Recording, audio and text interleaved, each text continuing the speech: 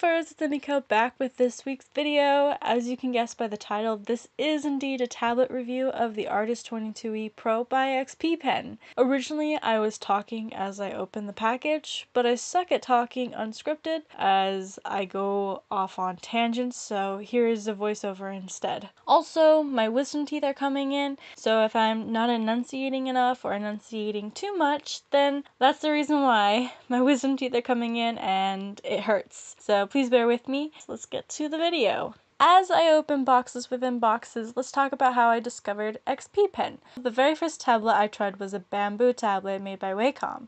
My teacher was letting me borrow it at the time. I wanted a tablet on my own, so I bought a $60 monoprice in 2013, which I soon regretted. Shortly after purchasing it in 2013, I discovered XP Pen. At the time, it was way out of my price range, so I set my eyes on the Arist 10, not to be confused with the newer version, the Arist 10S. It was a graphics tablet which my father purchased as my Christmas present in 2015, and I fell in love with its pen, that you didn't have to charge, and it was a plus that it is environmentally friendly. But the way the tablet worked was amazing, and like I said, I fell in love with it. It was awesome. I only had problems with the connector and the lack of screen protector. Anyway, let's jump to now, when I finally saved up for their newest tablet, the Arist22E Pro. Yay! From the beginning, just looking at the concept of environmentally friendly materials and the price, and already having experience with this company, I fell in deeper love. I did buy mine through Amazon, the link will be in the description, but you can purchase it on their website as well, which will also be in the description. This is my first ever review. I'm basing this review off my prior knowledge of tablets, which was Wacom's Bamboo and Intuos, as well as the monoprice that I had mentioned earlier, and of course the XP Pen Arist 10. Again, not the Arist 10S. I have been drawing digitally since 2013, so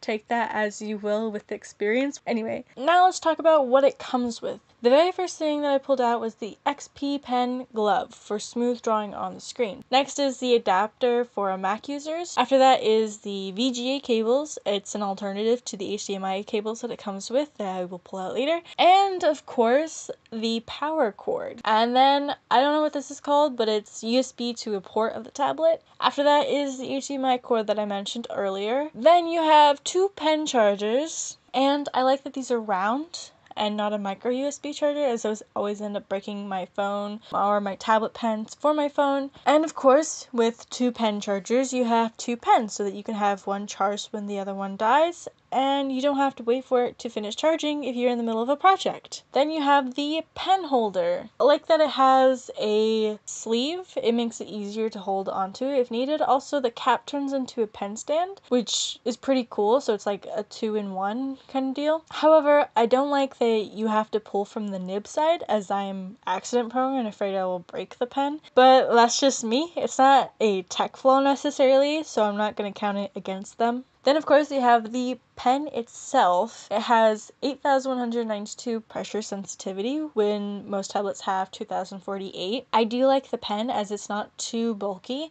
and to me it's like holding one of my favorite mechanical pencils. It feels very professional. My monoprice pen had a rubber grip that shifted, and I didn't expect this one to shift, but I still tested the grip and it's all good to go. It has 8 replacement nibs. In the box there is a package, and it comes with a cleaning cloth and a user's manual. Then of course you have the tablet itself. Honestly, I am glad I didn't have to screw on the stand, as I saw in Sealmaru's Huion tablet review. So another thing I like about the XP Pen, you don't have to do any extra manual labor. As for the tablet itself, it comes with 16 customizable hotkeys, and instead of coming with a CD driver, they tell you to go online to download the driver, which is good in terms of keeping everything updated and prevents issues with physical or outdated outdated drivers. In other reviews, the Arist22E Pro had an optional screen protector or anti-glare. I'm pretty sure it was an anti-glare. However, now it seems they chose to keep with it built in. I'm not sure if the screen will scratch, but here's hoping it doesn't, because I don't think I can get a screen protector on something this big. The stand, however, glides really fluid-like. It doesn't get caught or stop suddenly, which is amazing.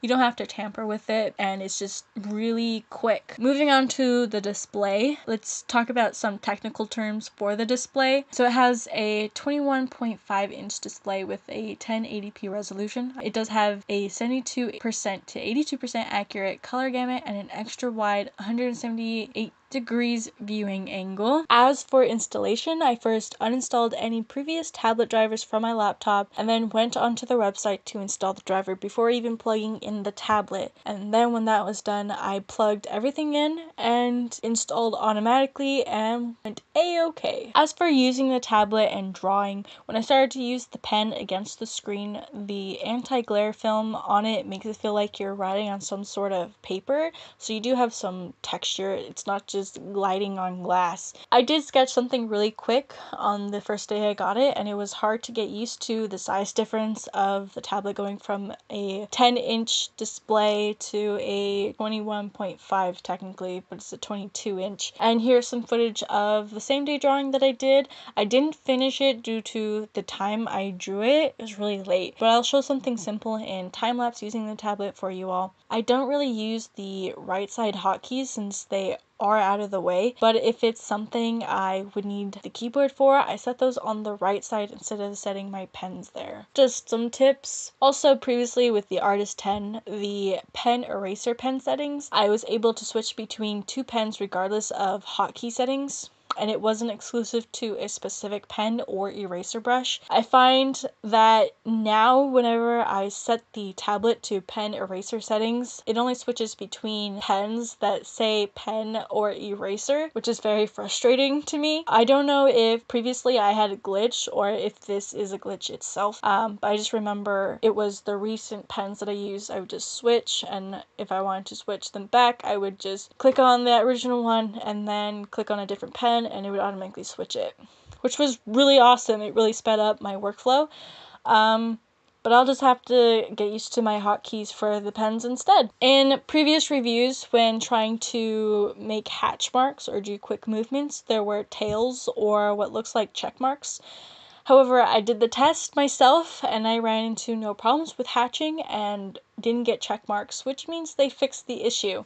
As for their customer service, I would say their customer service is phenomenal. They usually get to you in a timely fashion, and they have a chat room on their website to talk to you quicker than an email would. As far as why I like it, well, I just discussed the customer service, but not only that, it's the price. Compared to Wacom or even Huion, this tablet is affordable to the majority of artists from intermediate and professional. I don't say beginner because I wouldn't recommend a digital tablet for beginners. I recommend the Deco or Star series, although I want to make a review on those personally to give a perspective for beginners. And the prices vary. My first tablet was a $60 mono price, and their lowest one is around $50. And that already beats the mono price in terms of quality. They cater to different types of artists and have different tablet designs based on artist preferences. You can really tell that they take their time in design and they listen to the reviews people make because their changes are immediate as far as humanly possible. Also, it may be affordable, but it's far from cheaply made. Everything feels sturdy and it doesn't feel like it would break easily. I waited a couple weeks to make this video so that I could get used to the tablet and see if there were any bugs after use, and from what I could see, there really isn't any aside from what I stated about the pen eraser tablet settings. I just want to say,